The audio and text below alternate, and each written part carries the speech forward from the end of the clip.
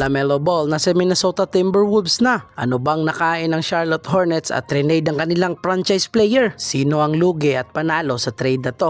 Halika't ating pag-usapan. This is live! Dito muna tayo mga ballers, mabilisang update lang. Golden State Warriors big man Al Horford ay magdi-decline na sa kanyang player option at pipirma ng bagong 2 years contract sa Golden State with 14 million deal at siya ang ika-13th player na 40 years old to reach 20 seasons. And free agent guard Kobe White intends to sign a 3-year deal for 74 million para bumalik sa Charlotte Hornets.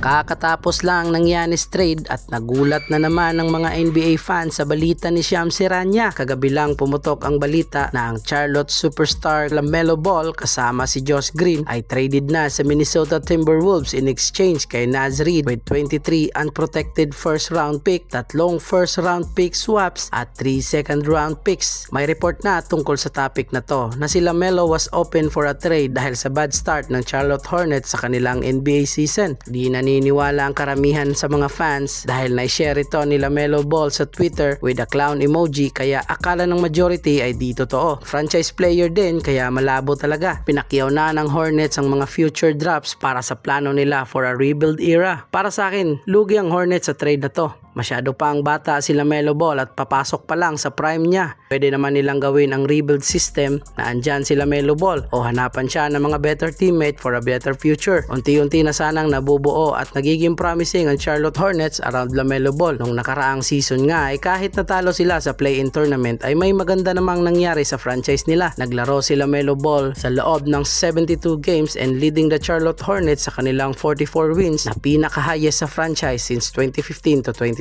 season at isama pa natin ang kanilang 9-win streak. Ang win streak na yon ang pinaka-the best na nangyari sa franchise nila after 27 years. Solid na record yon for LaMelo and friends. Need lang sana talaga ng time na mas mabuild pa into a solid team. Kaso dinisregard lahat ito ng Charlotte Hornets at gumawa ng pinaka-bold na desisyon ang pag-trade ng kanilang franchise player. Sa kabilang side, panalo ang T-Wolves sa trade dahil need ng Wolves ang isang elite scorer para mabawasan ang load kay Anthony Edwards. Kung Wolves fan ka, ay di pwedeng di mo to magustuhan. Nag-average si LaMelo Ball this year ng 20 points, 7 assists, and 4 rebounds per game. Medyo lugi lang sa part na si Naz Reid ang naisama sa trade na power forward at may impact na sa team. Dahil dyan, need pa ng Minnesota Timberwolves ng isang power forward dahil kakatrade lang din kay Julius Randle. Natauhan na sila sa kanilang previous trades na ginawa kaya gumawa agad ng isang blockbuster move for a win now mentality. Mas naging interesting ang Minnesota Timberwolves dahil sa trade na to, kaso nga lang may downside. Una na dyan ang pagiging injury prone ni LaMelo Ball. Masasayang lang ang lahat ng sacrifice ng Wolves kung tatamaan ulit to ng serious injury. Pangalawa ay ang pagdala ng bola. Alam naman natin na dominante si Anthony Edwards at si LaMelo Ball pagdating sa ball handling, kaya medyo magulo isipin kung sino ba talaga ang babad sa bola. Kaya sa Ant-Man at LaMelo Ball tandem, ang tanong ng karamihan ay gagana ba to? Di natin alam, pero entertaining to panoorin for sure. At kung kaya pa magawa ng paraan ng Minnesota Timberwolves na madagdagan pa ng isang pyesa ang kupunan, baka ito na ang sign na mag-compete for a high level and only time will tell